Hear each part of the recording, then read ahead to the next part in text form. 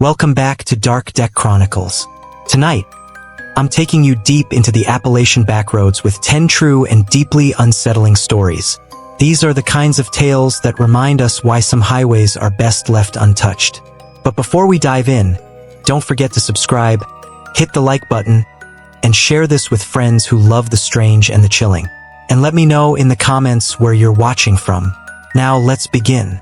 I was 27 the summer I decided to head out alone on a road trip through the Appalachian Mountains.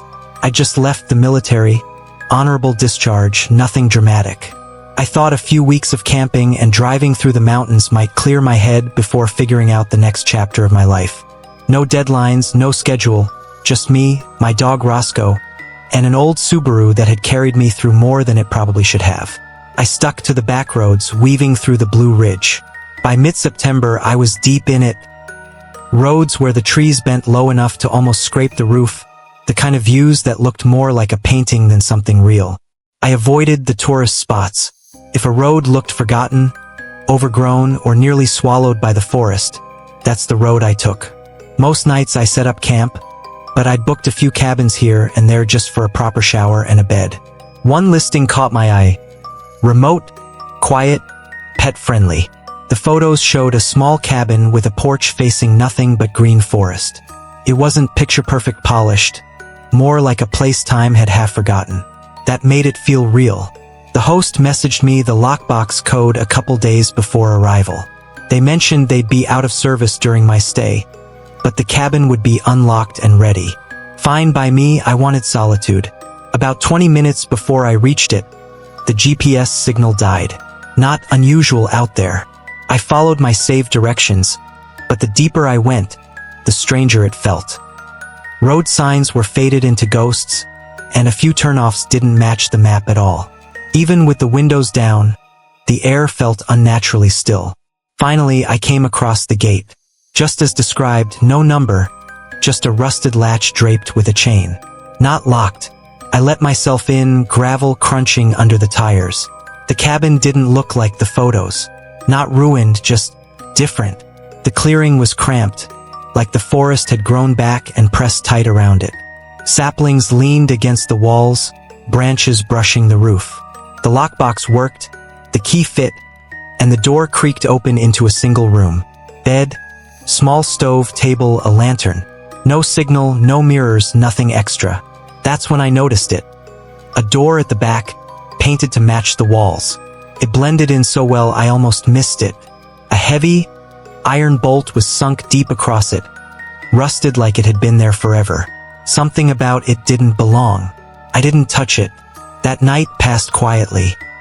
Roscoe curled beside the bed, and I read until the lantern burned low.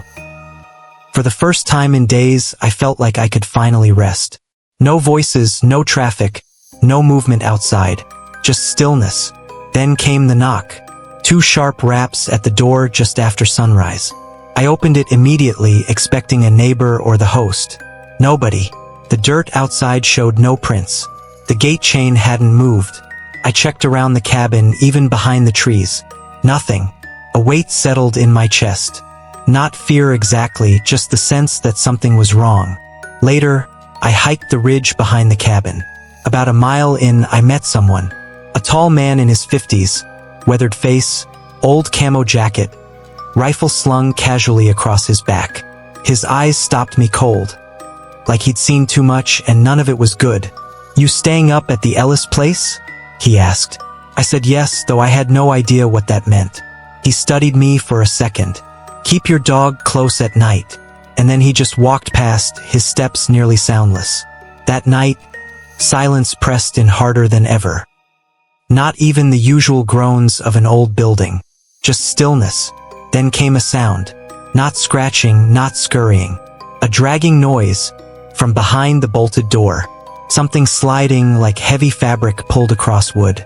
Roscoe stood, ears pinned back, staring at that door. She didn't growl. She didn't bark. She just waited. I sat with a hatchet across my lap, watching the bolt until the sun rose. I didn't sleep a second. By morning, I packed everything and left. No breakfast, no pause. Just gone. 3 days later, I got a call. Blocked number. "Hey," a man's voice said casually. "You left your camera here." My stomach dropped. "I don't own a camera." "Nikon," he continued. "Black bag, lenses. Pretty expensive." "Not mine," I said. He hesitated. "There's a blue sleeping bag too. North Face. Small tear near the foot. That was mine. Except it was in my car. I had used it the night before." "Backpack?" he asked softly. "Couple things inside." I froze. Nobody knew where I had gone. "Someone's been staying here," he finally said flat, then hung up. The number was gone when I tried calling back. That night, I messaged the host, asking if anything else had been found. They replied almost instantly, "Everything has been cleared." I asked what happened. They wrote back, "Keys accounted for. No further issues." A week later, my deposit was refunded in full. No explanation, just money in my account like hush money. That's when I told my mom. She listened quietly, then called me back later. "If the host was out of range," she said, "how did they know what was found?" I had no answer. When I checked the rental site again, the listing was gone. Not paused, deleted. The thread remained, but the property itself, erased. My cousin Ryan had just graduated high school, and his parents, maybe out of generosity or maybe just relief that he made it through, lent him their SUV for one last taste of freedom before college swallowed him whole. He pitched it as a solo trip, some time to find himself, whatever that meant. But I knew him better than that. He didn't like being alone for more than 5 minutes. So, I nudged my way in with promises of playlists, snacks, and splitting the driving.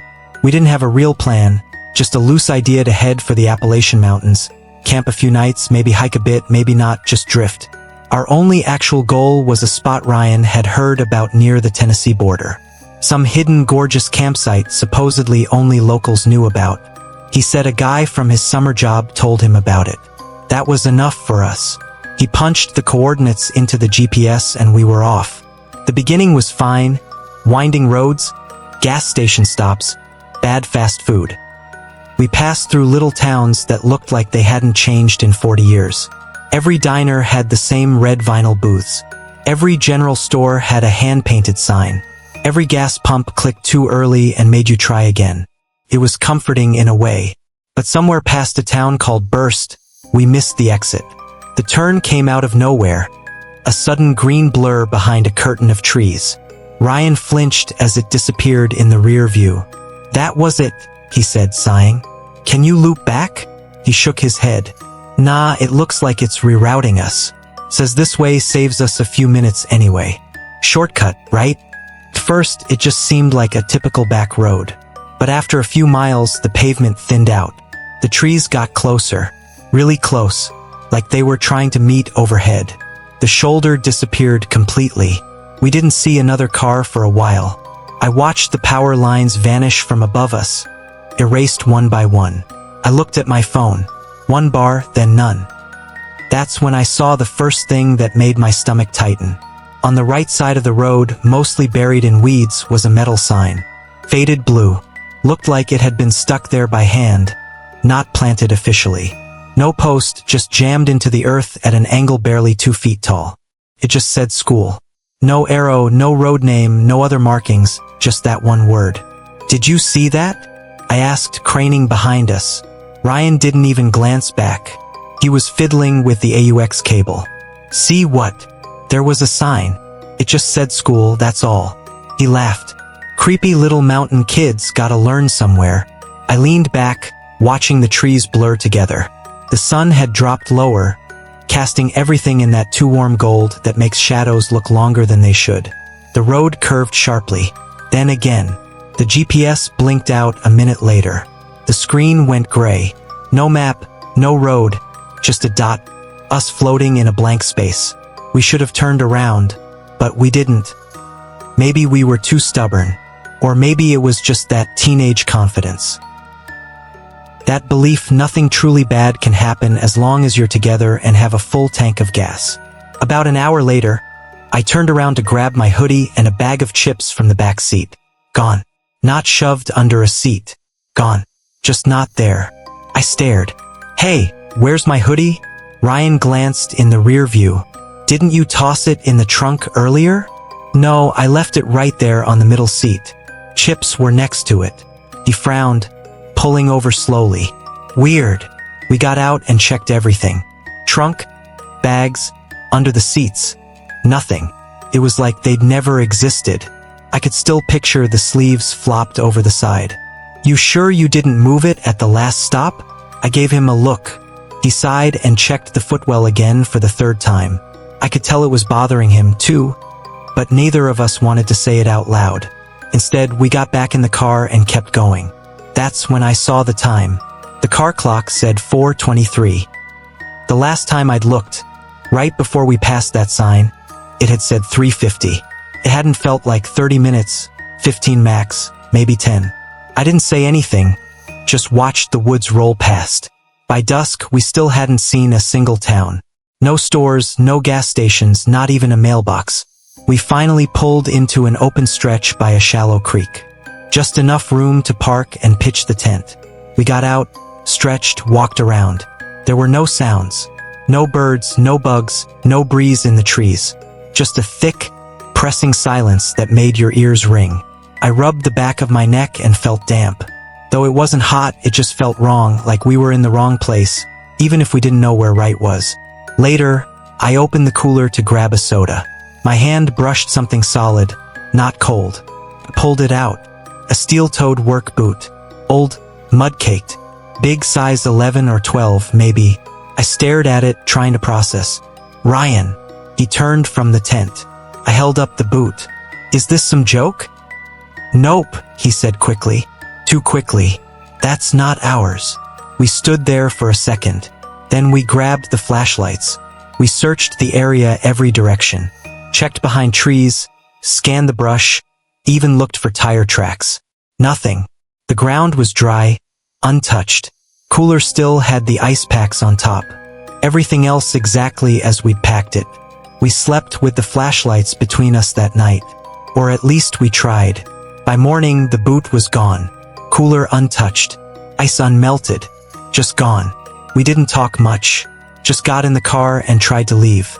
But no matter which direction we took, we ended up back on the same road. Same collapsed guardrail bent into a ditch.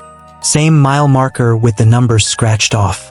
Same fallen tree on the side. After the third loop, I finally said, "We're stuck." "In what?" Ryan asked, trying to sound casual. He failed. "I don't know. A loop. Something's wrong." He laughed, but it sounded forced, almost like he was choking it back. I took the wheel. This time I stopped turning. Every fork in the road I ignored. If the path curved, I forced the SUV straight, even if it meant bumping the edge or scraping gravel. My hands ached from gripping the wheel too tight. Eventually, something shifted. The trees spaced out. The light changed. Not brighter, just different, like the color balance had been altered. The air felt lighter, easier to breathe. We came out onto a gravel shoulder. Up ahead was a building. It looked like a diner, but barely. Roof sagging. Windows covered in brown paper. Weeds climbing into the sills. A cracked sign swinging above the door. Darla's. We stopped. For the first time in hours, I let out a full breath. Didn't even realize I'd been holding it. We got out. The place felt off, but less so. Like whatever had been choking us in the woods didn't reach here. I walked to the passenger side, opened the door, and there it was. My hoodie, folded neatly on the seat. On top of it, the bag of chips still sealed. I stared, then at Ryan. "Did you find these?" He shook his head, face pale. He didn't say anything, just walked to the trunk and opened it. The boots were back. Both this time placed side by side between the cooler and tent bag. Clean, wiped down. Names scratched into the soles, one on each boot. Neither name was ours. We didn't talk. Didn't go near the diner. We just got back in the car and drove. Hours later, we rolled into a gas station in a town called Morven. The cashier, a woman with a thick accent and bleach blonde hair, looked up from her crossword puzzle. "Y'all coming off the quarry road?" Ryan nodded, too tired to ask. She raised her eyebrows. "Ain't been passable in years." Neither of us responded. A week after I got home, I unpacked and found something I definitely didn't pack. A child's notebook, spiral-bound cardboard cover. Only one page written on thick black crayon. "Stay on the main road." I tossed it in the trash. That evening, I found myself alone on the back roads of the Appalachians, regretting that I'd left so much later than I meant to. I kept insisting to myself that if I skipped dinner and just pushed straight through, I could still make decent time. But the moment I turned off the highway and into those twisting, narrow mountain routes, I realized how long and uneasy the night was going to feel. The road bent and curled endlessly, more like a trail carved through the dark than something built for cars. The trees seemed to lean in, crowding closer than usual, their branches forming a kind of funnel I couldn't escape. They weren't massive redwoods or anything spectacular, just ordinary trees packed in so tight they felt suffocating. No moon, no stars, just the two thin beams of my headlights pressing forward into absolute black. My phone had lost service maybe 20 minutes earlier, though I didn't notice at first. I was following the GPS, listening to music, when the song stuttered and cut out mid-verse. Glancing over, I saw the frozen map and the dreaded no signal bar glowing at the top of the screen. It wasn't exactly surprising. This wasn't the kind of country where towers reached, but that didn't stop the little knot of unease building in my chest. Still, I told myself it was fine. I knew the general direction, and I'd driven this route before, not often, but enough to feel sure I could manage. I stayed on what I thought was the main road, whispering reassurances to myself. Just a late night, just an empty stretch of mountain road. Nothing more. That worked for a while. But sometime after I passed the point where I should have been halfway, I started spotting things that didn't fit. The first was a rust-eaten road sign bent at the edge of a hairpin turn. I slowed, headlights catching the faded letters, Darbin. Most of the name was chipped away or obscured by corrosion. What bothered me wasn't just that I didn't remember it. It felt like it had no right to be there, like someone had dug it out of a scrap heap and stuck it up as a cruel joke. 15 minutes later, a gas station appeared around a bend. That one I remembered, or at least I thought I did. I'd passed it years before, abandoned and rotting, with boards nailed across the windows, graffiti sprayed on the pumps, and signs bleached white by too many summers. But now the lights were glowing. I noticed the canopy first, buzzing fluorescent tubes flickering like tired fireflies. Then, the store itself came alive with a sudden pale glow. Even the lot looked swept clean, as though someone had carefully erased the years of neglect. But not a single car sat outside. I slowed down, debating pulling in for a bathroom break or maybe a snack, but the whole place felt wrong. Like it was performing the idea of being open rather than truly being open. I pressed the gas instead. That was when the unease sharpened into something darker. The road itself felt off. Curves stretched too long. Hills rose higher and refused to dip back down where they should. Familiar markers I knew should have come by now never did. My eyes kept darting to the glowing dash clock, trying to reconcile how much time I'd been on this stretch. The thought crept in, was I looping somehow? Then I noticed the glow of headlights in the rearview mirror. Faint at first, cresting a rise behind me. Not strange in itself, another driver out late on a back road. But it struck me that I hadn't seen another vehicle for over an hour. My attention stuck to that glow. It didn't close the distance. It didn't fall back. It just stayed there. Eventually, I made out the car itself. An old sedan, square-bodied, the kind you'd see in faded photographs from the late 70s. But its movements unsettled me. Every bend I navigated, it mirrored perfectly. Every hill, every dip, it followed like a shadow, without the natural little corrections any normal driver would make. At first, I convinced myself it was just coincidence, someone heading the same way. But the longer it trailed me, the more it felt intentional, as if it wasn't driving so much as watching. My nerves frayed. There weren't many places to pull off, no shoulders, no real exits, just trees pressing in tight. Finally, after what felt like forever, I spotted a gravel turnout. I signaled, eased in, pretending to check my phone. The crunch of my tires echoed too loud in the silence. The sedan drifted past, not slowing, not speeding up, just gliding smooth as if it were moving underwater. The glare of its headlights hid the driver completely, just a black silhouette inside.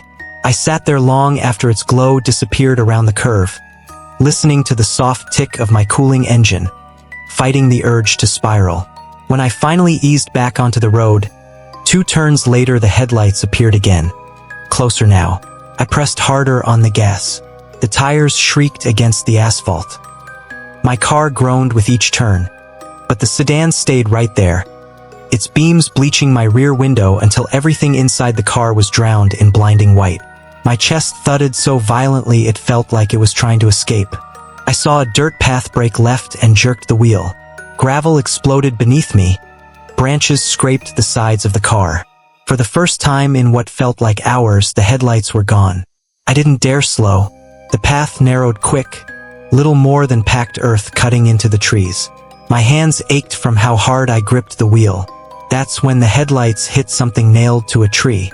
A crooked sign, letters painted thick in dripping black strokes. My last name, exactly right, spelled without error, hanging there like a warning meant only for me. I slammed the brakes. My body shook so badly I could hardly breathe. For a few seconds, I prayed I'd misread it, but I hadn't. Panic broke open in my chest. I threw the car into reverse and tore back down the path, gravel spitting, until I hit the main road at full speed. But even the pavement looked wrong. Cracks split the center line. Weeds sprouted through like no one had driven it in years. The air reeked of mildew and sharp ozone. Even the paint striping was almost gone, just flecks clinging to the surface. Then I saw it. A mailbox standing crooked at the roadside, rusted, faded, and painted across the side, in peeling red, was my first name. I didn't think. I just pressed the accelerator flat to the floor. No hesitation, no glance in the mirror, no pause. I drove until the horizon lightened, until the world began to shift. Gradually, the pavement smoothed again. The cracks vanished.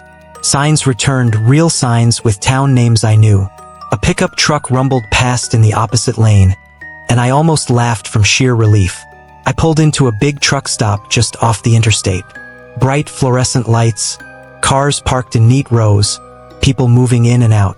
Life, reality. I sat there gripping the wheel long after the car stopped, my fingers aching from the tension. I didn't get out right away. I just let the engine idle, trying to steady my breathing, reminding myself I was back in the world that made sense. That morning, I turned around. I didn't finish my trip. I never told a soul what happened. Ethan, the kind of guy who always swears he knows a quicker route, insisted he had a back way through the Blue Ridge Mountains. According to him, it was a patchwork of country roads, barely marked, passed around like a secret between locals, and it could shave nearly an hour off our drive to his uncle's cabin near Lake Brenton. He claimed he'd used it before, promised it was scenic, and that we'd be kicking back with beers on the porch while everyone else was still crawling along Highway 41. It didn't sound too bad at the time. I've always liked the mountains, and night driving usually calms me. No heavy traffic, fewer distractions, nothing but the hum of the road and maybe a deer crossing here and there. I didn't argue. I should have. We slipped off the main highway a little after 9. The turnoff wasn't marked, just a cracked path between 2 crooked pines and an old mailbox slumped sideways like it hadn't been checked in decades. I glanced at my phone one last time before the signal dropped. 1 bar, then nothing. The map froze, the GPS icon spun in place, like it was gasping. Ethan just smirked. Happens out here all the time. It'll come back.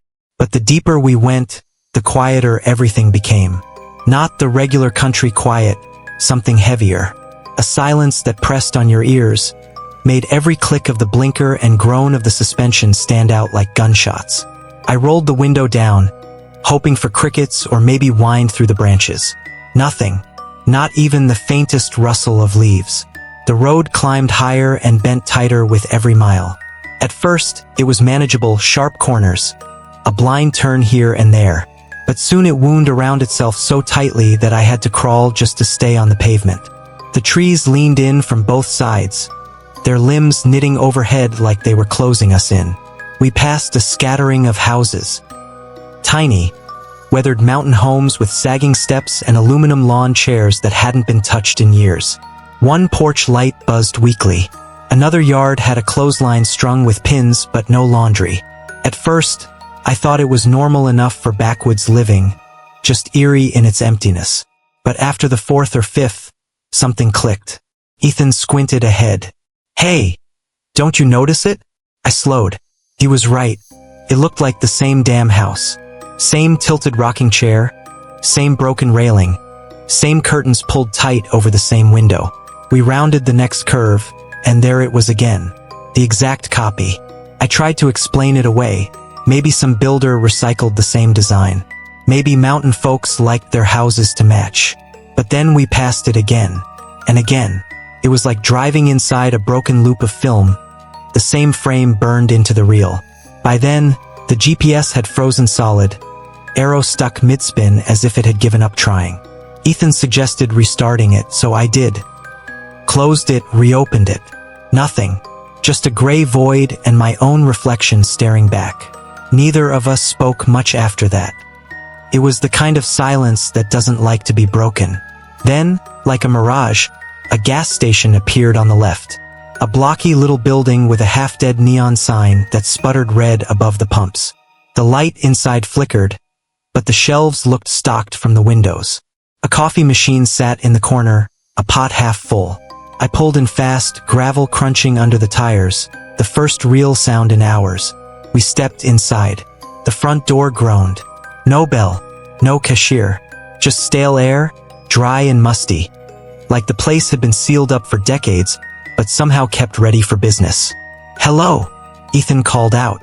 His voice bounced off the empty aisles, thin and nervous. No answer. He wandered to the coolers, yanked one open, and pulled out a soda. He stared at the label, then held it out with a shaky grin. "Check this out."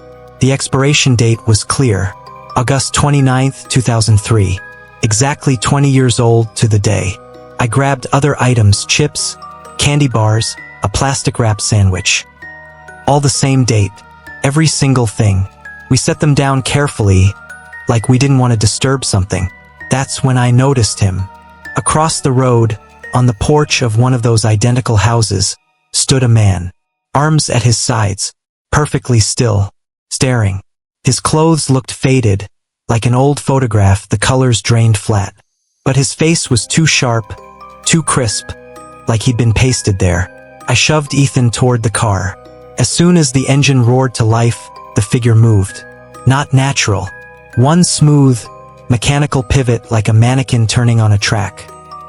He walked stiffly into the house and slammed the door so hard the sound echoed in my skull long after it ended. We didn't say a word, just drove. But the road felt different now. Heavier, like it was pushing against us. Minutes later, Ethan pointed, his voice thin. "That's the same marker." I looked. The same dented guardrail. The same graffiti, sloppy red paint spelling out nothing. We passed it once, twice, a third time. I stopped counting. We weren't circling. No, it felt like the road itself was folding over us, dragging us back into its stomach. Then headlights bloomed in the rearview mirror. Relief hit me at first. Another car, finally. But no matter how I sped up or slowed, the lights kept the same distance. Always exactly behind us. I pulled onto the gravel shoulder, hoping they'd pass. Instead, they stopped 30 feet back, beams blinding, no driver visible, no door opening, nothing. Every nerve in me screamed. I hit the gas. Our car shot forward, and so did theirs, mirroring every move, every curve. Then, just like before, the gas station appeared again. Same flickering neon, same crooked sign. The car behind us rolled into the lot, pulled up to the pumps, and went dark. Headlights cut. No cabin light, no figure inside. Just blackness. I didn't stick around to check. I yanked the wheel onto a dirt trail slashing into the trees. The car jolted over rocks, branches clawing at the windows, but no lights followed. For the first time in hours, we were alone. We barreled down that trail with no idea where it led. maybe into a ditch, maybe into nowhere, but there was no going back. The ride was brutal, every bump threatening to snap something in the frame. I swore we lost a tire at one point, the jolt rattling through my bones.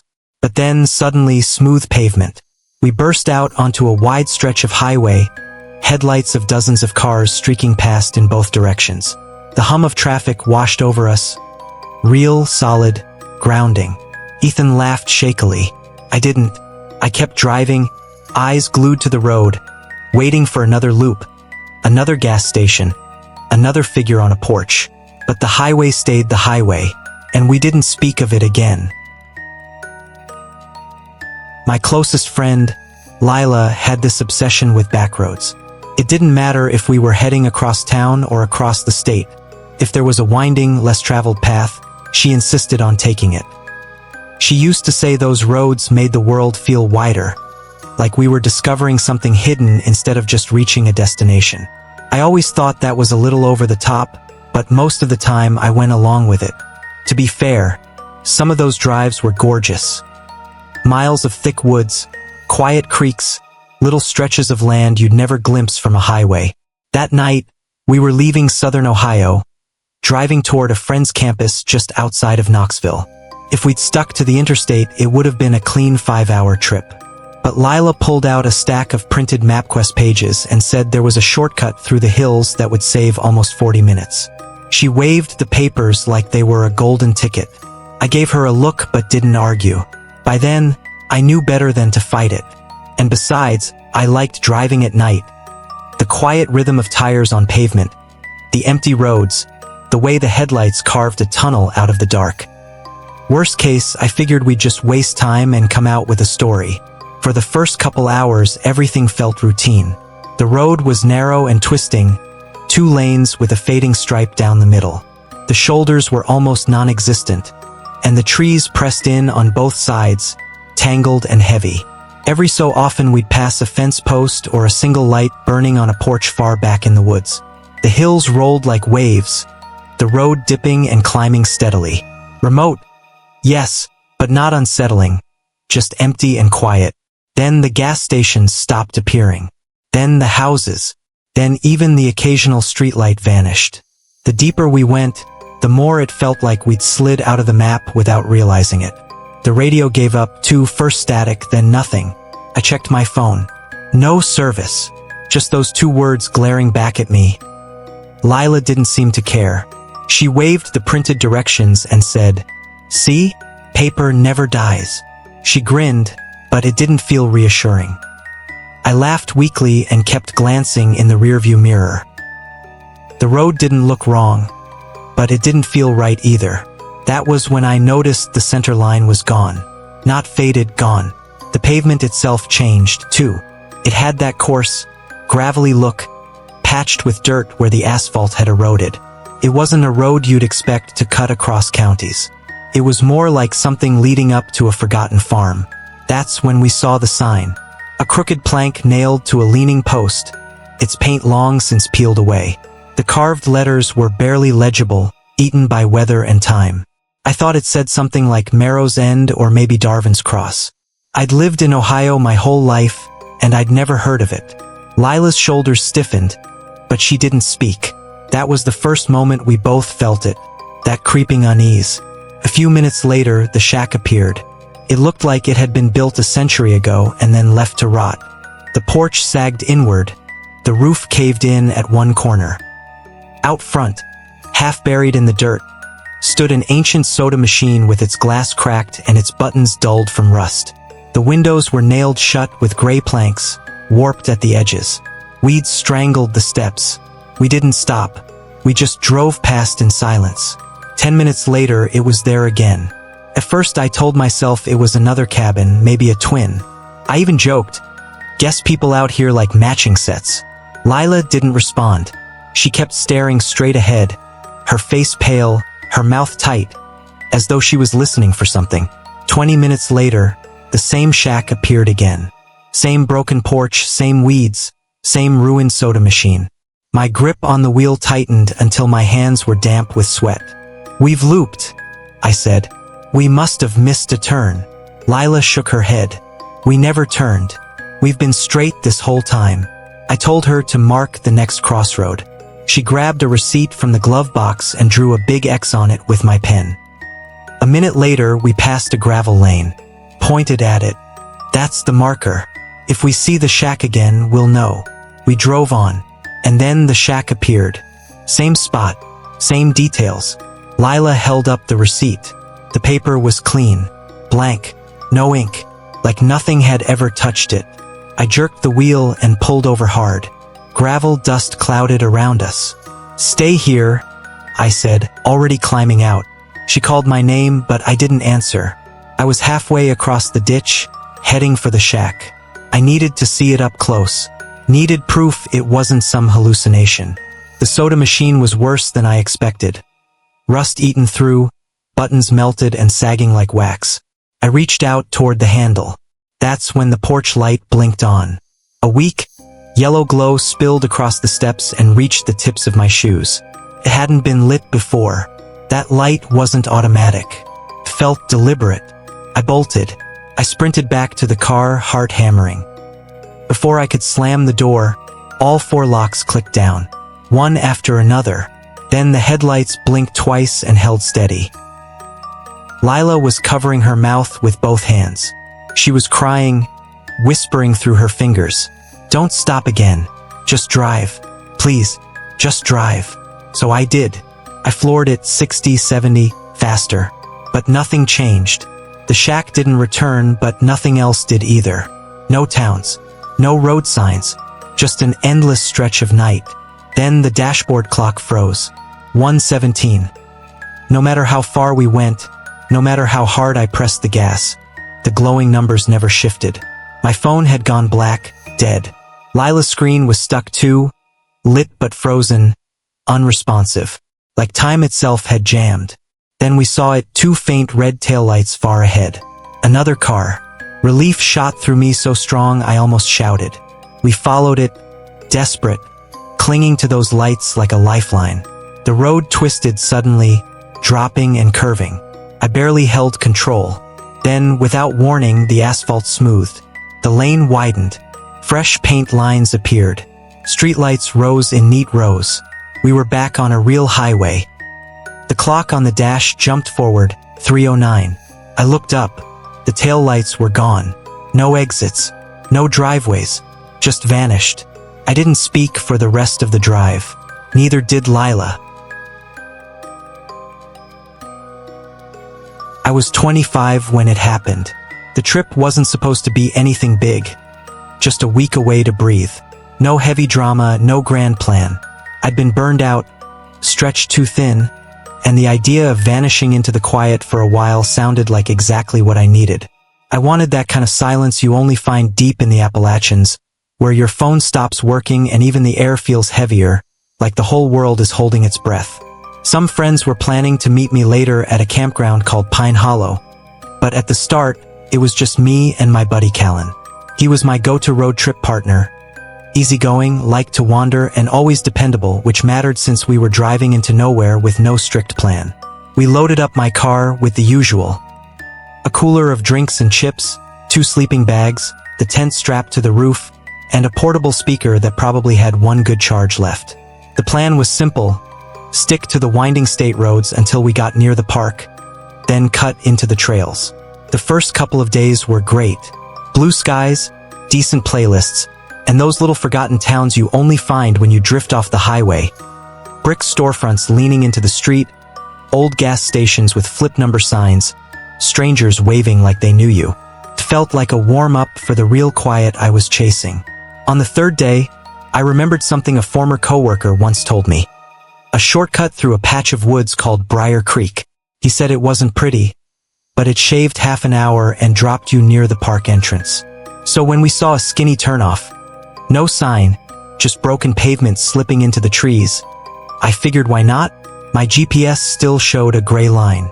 No name, no towns, but technically still a road. The second we turned, the mood shifted. Not terrifying, just wrong.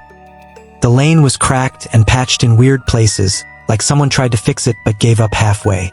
Branches leaned so close I slowed down just to keep from scratching the car. I thought it would open up again, but it never did.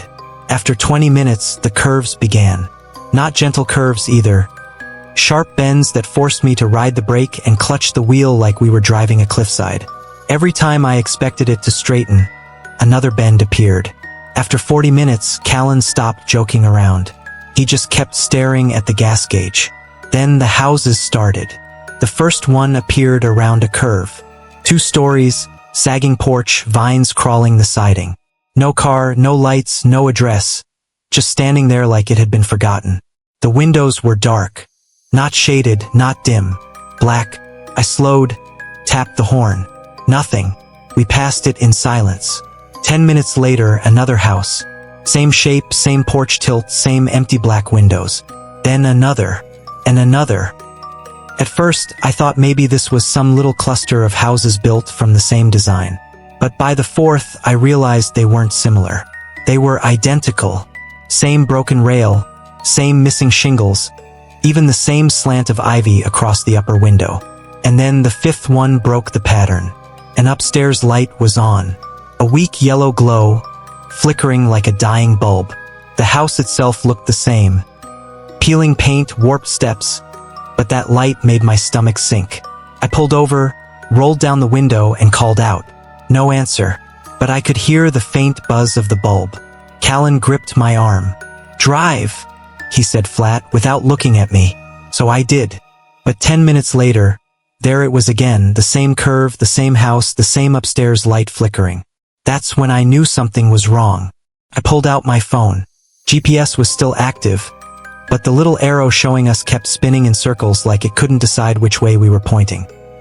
The road still showed as a line, but no names, no landmarks. And then, as if on cue, the gas light came on. The trees pressed closer. Branches scraped the roof. The headlights caught a rusted road sign, green with the letters worn away. I recognized the bolt marks and scratches. I'd seen that exact sign before. Callan wanted to turn back. I told him it wouldn't matter. If the road looped, we'd just keep finding the same things. He went quiet after that. The asphalt cracked under the tires. The dashboard lights flickered. The radio hissed, sputtered, then died. The engine coughed twice and went dead. We rolled to a stop in front of yet another house. This one was worse. The porch was buried under leaves. The front door hung open. From inside came a sound.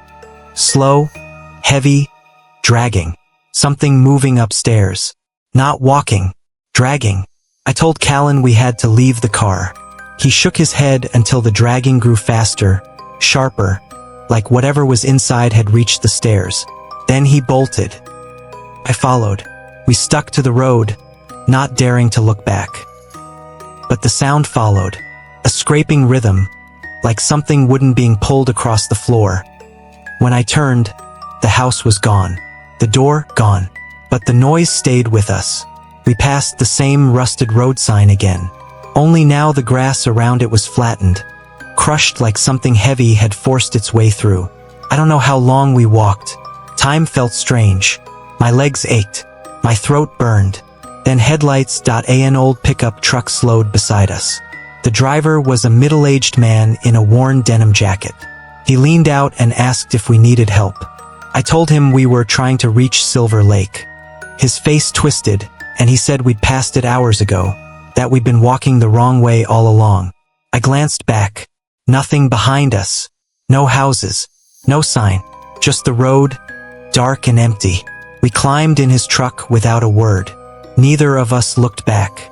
And I've never set tire on Briar Creek again. I was 19 when it happened, and at that age I thought I knew what fear really was. I had been in a few ugly fights, stumbled through a breakup or two, and made my share of reckless choices that could have ended badly. To me, being scared was always loud, fast, and sharp, something you could point to as the cause. But this was different. This was the kind of dread that seeps in slow, like water leaking through a ceiling until the whole thing is sagging above you. My closest friend, Tyler, had just bought an old Chevy pickup. The thing was more rust than paint, though at one point it must have been bright blue. The motor clattered whenever it started, and the passenger door only opened if you lifted the handle just right while shoving it sideways, like breaking into your own ride. I teased him constantly, but he was proud. It was his first real adult purchase, and to celebrate, he wanted to do something only teenagers think is reasonable. A road trip with no plan. His idea was simple, just drive. No GPS, no highways, only winding back roads through the Appalachians. He brought along a stack of old paper maps, a cooler of gas station snacks, and enough stubbornness to insist we didn't need a destination. Interstates are for people trying to get somewhere, he told me. Mountains are for people trying to feel something. At the time, it sounded deep. Looking back, it sounds like the setup to every story that ends badly. We left on a Thursday morning. Weather was perfect. Blue skies, empty roads, trees so thick they seemed to wrap us in green tunnels. Sometimes we'd pass a collapsing shack or a billboard nearly strangled by vines, but mostly it felt like freedom. Quiet, wide, and endless. By early afternoon we stopped at a gas station that looked frozen in the 60s.1 pump, a flickering sign, and a shop so small the candy rack doubled as a counter. The clerk was an old man buried in a newspaper who barely looked at us. Tyler grabbed jerky and chips. I got a soda and a stale muffin. As we headed out, the man muttered something under his breath. Quiet but clear. Don't take the wrong road. We laughed it off, the way you laugh when something unsettles you but you don't want to admit it. Back in the truck, Tyler chuckled nervously. Well, that wasn't creepy at all. I joked he was probably just messing with outsiders, but the word stuck in my head anyway. An hour later, we realized the town Tyler had circled on the map hadn't shown up. We hadn't seen a sign, another car, or even a mailbox with a house nearby. Just trees and curves that blurred together. Tyler kept insisting we were close, fiddling with the map like maybe it would magically redraw itself with a clearer answer. That's when we saw the barn.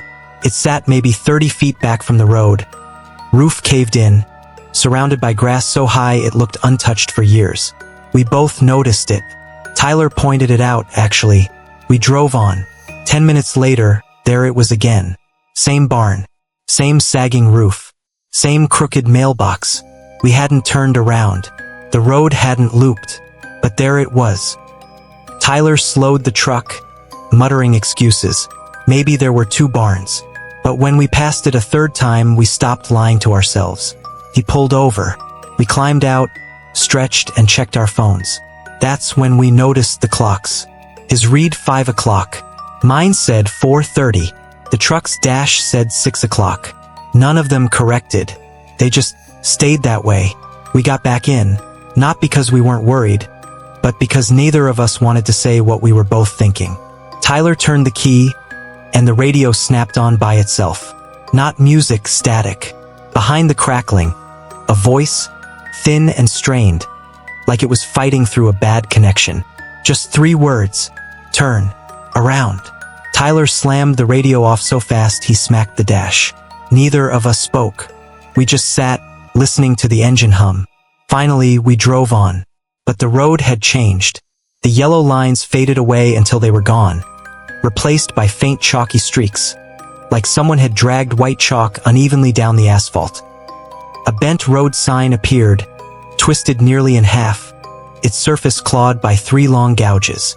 We didn't speak anymore. Tyler stared forward, white-knuckled on the wheel. I kept glancing at the fuel gauge. It hadn't budged in an hour. Even with the hills and turns, it stayed stuck like we hadn't burned a drop. And then the light vanished. Not sunset, not dusk, just gone. One moment it was evening, the next we were swallowed in night. The headlights only reached a few feet ahead. Everything beyond that pale cone was thick black.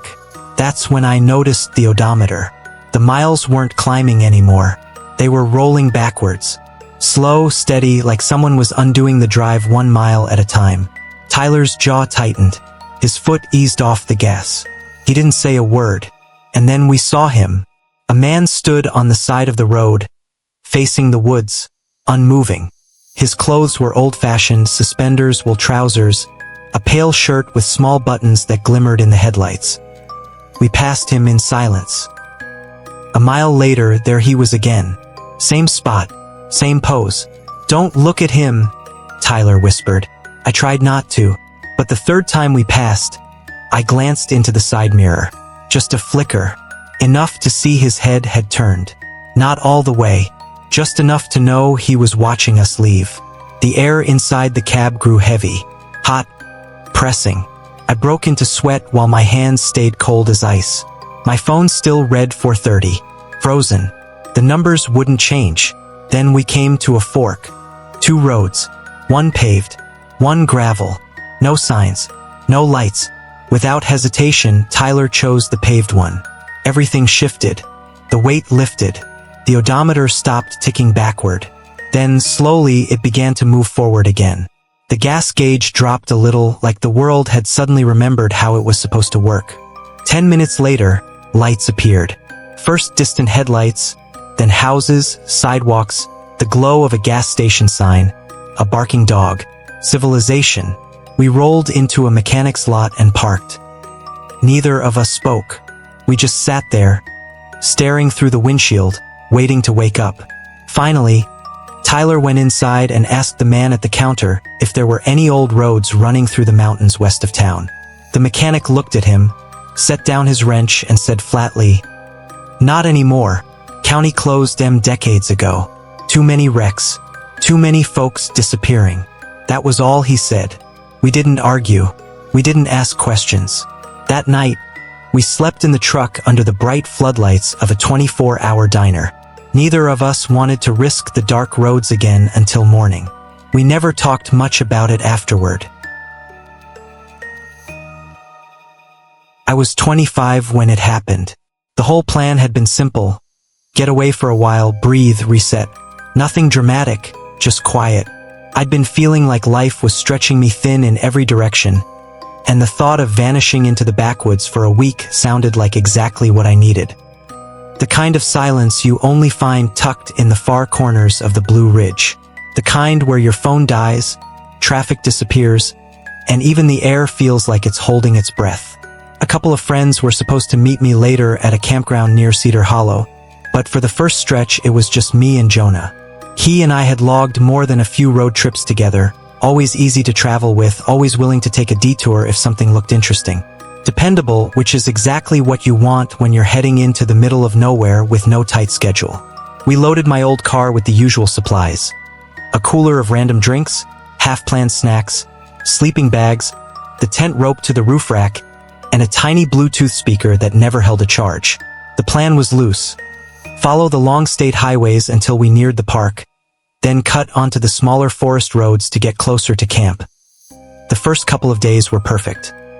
Clear skies, good playlists, and those little forgotten towns that you never remember until you're driving through them. Clusters of brick storefronts with peeling paint, gas stations with number flip pumps, hand-painted signs that leaned at crooked angles. Everyone we passed waved. It felt like a warm-up stretch before the deep quiet I'd been chasing. Then, on the third day, I remembered something a former coworker had told me months back.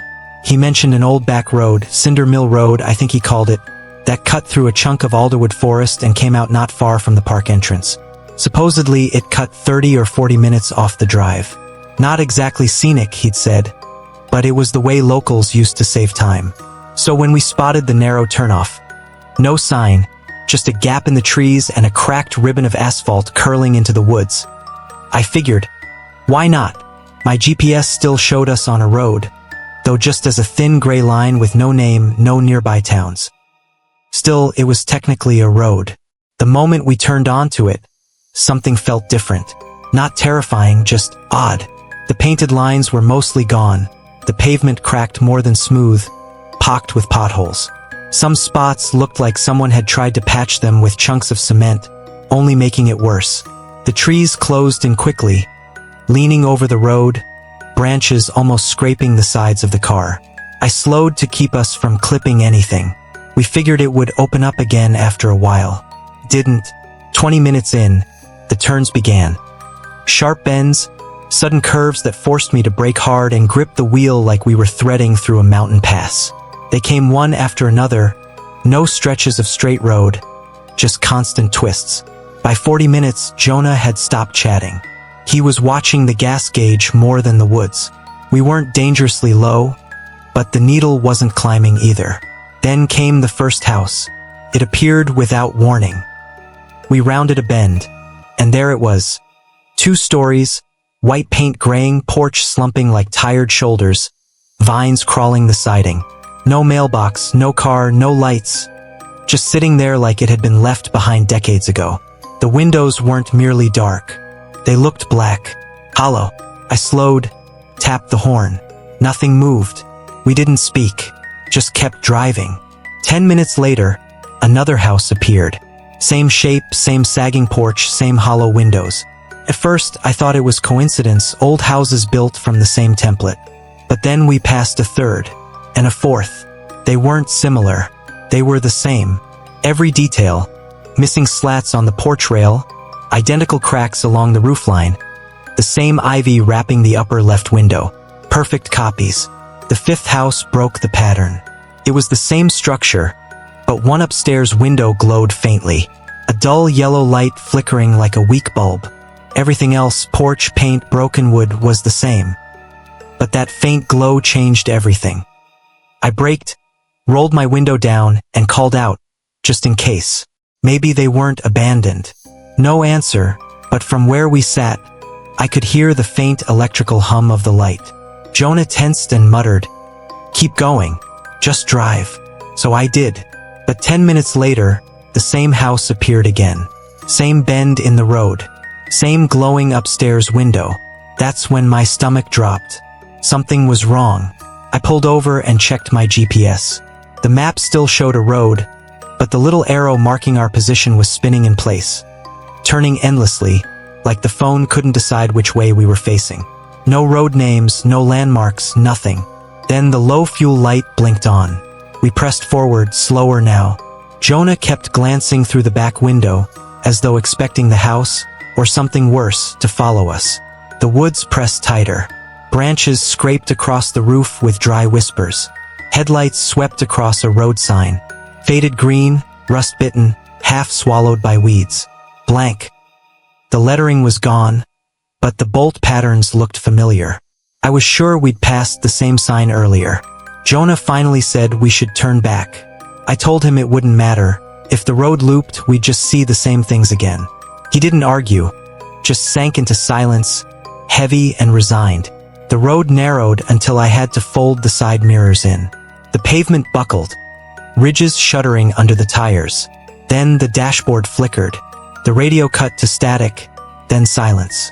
The engine coughed twice and died. We rolled to a stop in front of another house. This one was closer to the road. The porch was half buried in dead leaves. The front door gaped open. From inside came a sound. A slow, dragging creak. Something moving upstairs.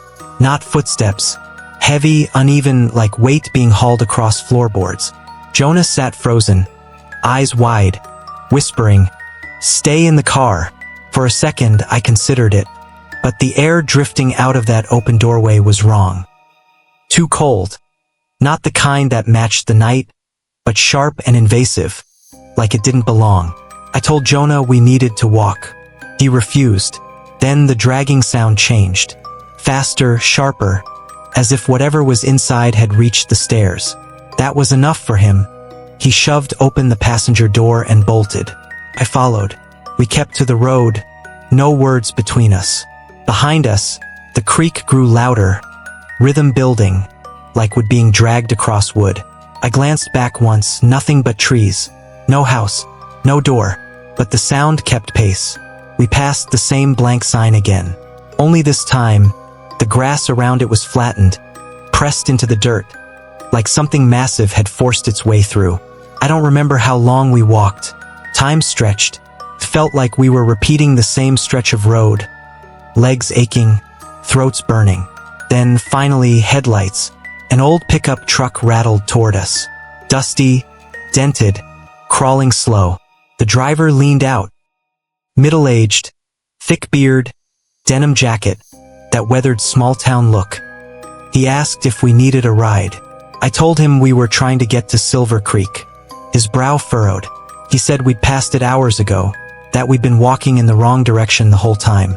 I turned to look back. Nothing behind us. No signs. No houses. No sounds.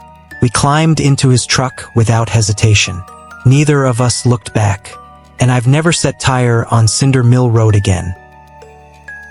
It was a Thursday night, the kind that sits between restlessness and the slow drag of the week's end, when Mason called me up. He said he needed a hand, just a quick ride to drop off some boxes at a cousin's place out past the last stretch of town. He swore it wasn't much, just a load of old clothes, tools, and whatever else he had piled in the back of his truck. He didn't want to drive alone, and I didn't have a good enough excuse to say no. I figured the weirdest part of the evening would be how late it was, since we set out close to 10. I grabbed a hoodie and my half-dead phone, expecting nothing but quiet roads and maybe the occasional deer darting across the highway. Mason kept the truck steady as we rolled onto the interstate. Empty gas stations and dark rest stops slid past in the night. For the first half hour, it was nothing but asphalt, humming tires, and the low fuzz of static as Mason searched the radio for something that came through clear. We ended up on a week-old rock station, scratchy but tolerable. At first, it was almost peaceful. The dark ribbon of road stretched endlessly, and every so often a pair of headlights cut by in the opposite lane, reminding us that the world still existed. But the deeper we went, the thinner it all became. The lights vanished. The signs disappeared. Eventually, even the shoulders of the road gave out. Just narrow lanes twisting through black hills and leaning trees. That's when the GPS started acting strange. Mason had it clipped on the dash. At first, the voice was calm. In 1 mile, turn right. Then it stuttered, froze, and flickered like it lost its place. Recalculating, it repeated, the tone oddly flat. We laughed at first, chalking it up to bad reception. "These hills eat signals," Mason muttered, tapping the screen. But the more it recalculated, the worse the directions got. Every reroute pushed us onto tighter roads, the screen showing nameless gray lines spiraling like tangled cords. The road climbed and bent into switchbacks so sharp it felt like we were circling the same slope forever. Guardrails bulged inward, dented like something had smashed them from the outside, which made no sense at all. Just when I thought we'd reached the top, the road threw us deeper in. That's when I saw the first thing that made my skin prickle. A leaning post on the roadside with a weathered wooden sign nailed to it. The original words were gone, eaten away by rain and time, but a fresh black arrow had been spray-painted across it, pointing us down a narrow turnoff. Mason hesitated, but with the GPS insisting, he took it. 10 minutes later, the exact same sign appeared again. Same warped board, same chipped corner, same crooked nail. The same arrow. I sat forward in my seat. "Didn't we just see that?" Mason's voice was tight. "We didn't turn around," he said, sharper than he needed to, like he'd already asked himself the same thing. After that, the air in the truck changed. The joking stopped. The silence felt heavier, thicker, as though the road itself wanted us gone. The trees pressed closer, leaning at odd angles like they'd grown to watch us. Then we spotted it. A wash of fluorescent glow cutting the dark ahead. A gas station, sitting at the bottom of the hill. Mason let out a breath, half relief, and steered toward it without a word. From a distance it looked brand new, the siding fresh, the lights humming bright. But the pumps were gutted. No hoses, just metal shells with ripped out openings. Posters clung to the glass, so faded they were almost white, advertising gas for prices I hadn't seen since childhood. Inside there was nothing. Not closed for the night, nothing. Bare walls, bare floor, no counter, no shelves, no hum of refrigerators. Just bright lights shining on an empty room. Mason didn't slow down. He drove straight past like stopping would make it too real. I turned to watch it vanish behind us. Strangely, it shrank away too quickly, like it wasn't the size it should have been. We drove in silence again until Mason spotted tail lights ahead of us. 2 red dots winding through the trees. Relief crossed his face. Finally, someone else out here. He pressed the gas just a little harder, keeping them in sight. But the closer he tried to get, the farther they seemed to slip. They never drew nearer, always floating just out of reach. That's when I realized. No headlights, no reflection on the road, no glow spilling onto the trees. Just two floating points of red, moving in silence. "Slow down," I said quickly. "Back off." But Mason was locked in, leaning forward like the lights were pulling him. His knuckles turned white on the wheel, his jaw tight. I could feel it too. That sick sinking weight in my chest, like the world had gone wrong. So I grabbed the wheel, yanked it hard. The truck skidded onto the gravel shoulder, tires screaming. Mason snapped out of it, swore, slammed the brakes, and we came to a sideways stop. The red lights were gone. We sat there, the cab shaking, our breath ragged. Mason glanced in the rearview mirror. His voice dropped to a whisper. "They're behind us." I turned. Two dots glowed steady at the last curve we'd come around. Perfectly still. No sound, no engine, just waiting. Mason didn't hesitate. He threw the truck into gear and floored it, swerving down the first side road he could find. Branches whipped the windshield, the truck jolting hard over potholes. We barreled through blind turns. No plan, no direction, just desperate to get away. I lost track of time. Maybe minutes, maybe an hour. The GPS was a blank screen until, suddenly, the map flickered alive again. A thin blue line, the highway only a few miles ahead. Mason didn't speak. He just followed it like his life depended on it. The trees began to thin, the road widened, and finally the black woods gave way to open sky. We burst back onto familiar asphalt, and Mason didn't let go of the wheel until he pulled into his cousin's gravel driveway. He shut the truck off. Hands still gripping like the steering wheel was the only thing keeping him anchored. Neither of us spoke. The silence said enough. But as we made that last turn out of the forest, just before the GPS flickered back, I'd caught something in the side mirror. Two faint red lights, lingering at the tree line. Not moving, not following, just waiting, like they'd taken us as far as they were allowed. I was 21 the first time I thought I understood freedom. That summer, my buddy Nate borrowed his cousin's beat-up camper van. A lumbering box on wheels that looked like it had been rusting in somebody's yard since dial-up internet was a thing. The color had once been white, but years of sun and rain had turned it into a sickly shade of green, streaked with rust along the seams. One of the side windows was patched with duct tape and a piece of cloudy plastic, but inside it felt like our own little kingdom. The setup was basic. Two fold-down benches that doubled as beds, a tiny stove that only worked if you smacked it, a cooler full of gas station sandwiches, and barely enough room to stretch without knocking into each other. But we didn't need more than that. We didn't need motels, schedules, or permission. For once, we had nothing tying us down. Our third friend, Derek, had just finished his degree. None of us had real jobs lined up yet. There was this small window of time where no one expected anything from us. We decided to fill it with asphalt, trees, and whatever lay off the map. The plan, or lack of one, was simple. Head toward the Appalachian Mountains and see where the backroads led us. We swore off interstates and chain restaurants. Instead, we followed thin blue lines on the map, the kind that meander between nameless towns. We ate stale beef jerky for lunch, grabbed greasy burgers at roadside diners called things like the Iron Skillet or Sally's Place, and stretched our legs at overlooks where valleys spread out like green oceans. At night, we parked the van behind shuttered gas stations, by creeks, or on gravel turnouts and slept tangled in sleeping bags, sometimes sweating, sometimes shivering, but always laughing. The first few days felt like a dream. We played cards on the roof of the van while fireflies blinked across fields. We chased sunsets until the sky turned black. But slowly, the trip began to feel strange. Little things started to stand out. Directions that looped back on themselves. Towns that weren't marked on GPS.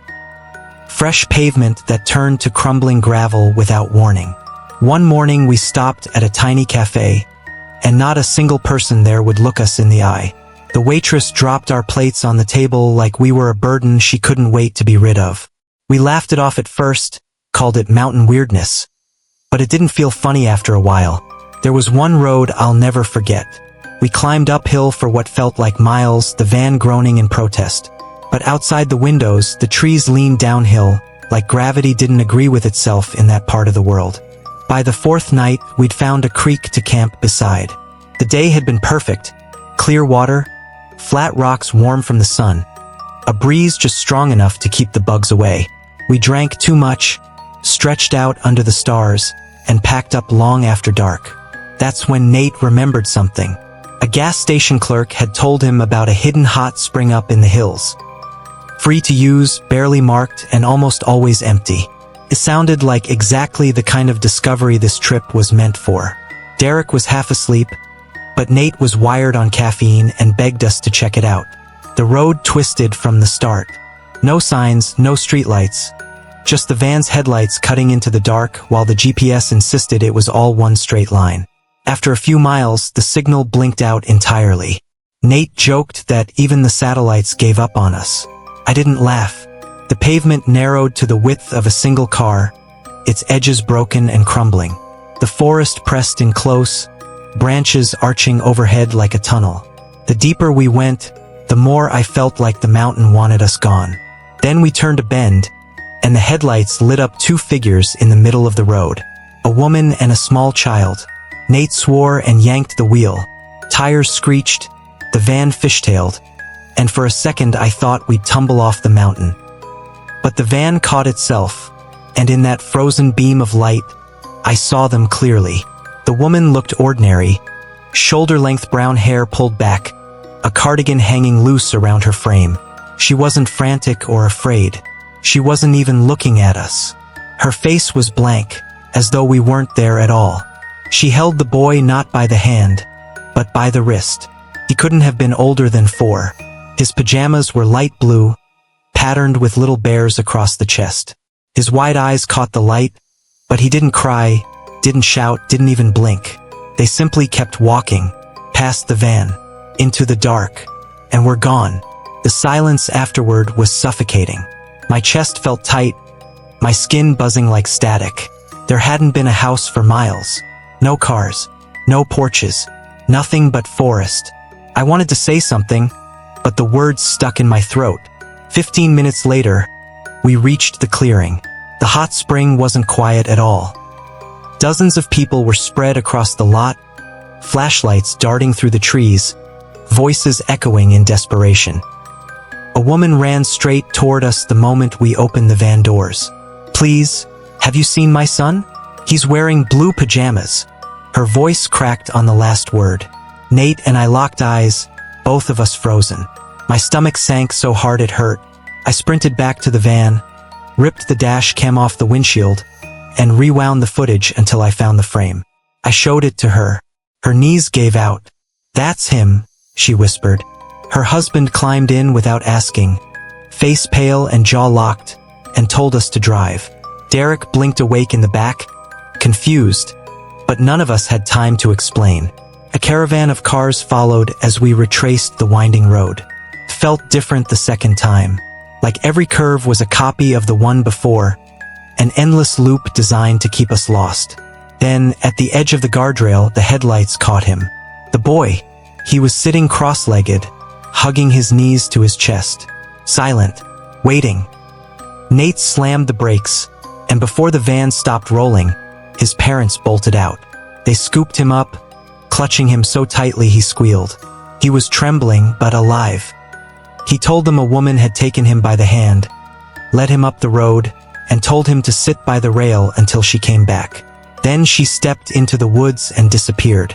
We all stood there for what felt like forever, listening to the parents sob and the forest whisper around us. When the authorities finally arrived, they took our statements, copied the footage, and promised updates. No updates ever came. Weeks later, the memory card showed up in my mailbox in a plain envelope. No note, no explanation, but I don't need the video. That night is etched into me. There's a single frame burned into my mind, right before the woman and child vanish around the bend. For the briefest moment, her face turns toward the camera, and she's smiling. Outro. And that was tonight's stories. What do you think really happened on that mountain road? Was it something paranormal, or just something beyond explanation? I'd love to hear your thoughts in the comments below. Which story was most terrifying, or which one do you relate to? If you enjoyed these stories, don't forget to hit the like button, subscribe to Dark Deck Chronicles, and ring the bell so you never miss the next tale. Also, let me know down in the comments which country you're watching from. It's always amazing to see how far these stories travel. Thanks for watching, and until next time, stay curious, stay cautious, and keep your lights on.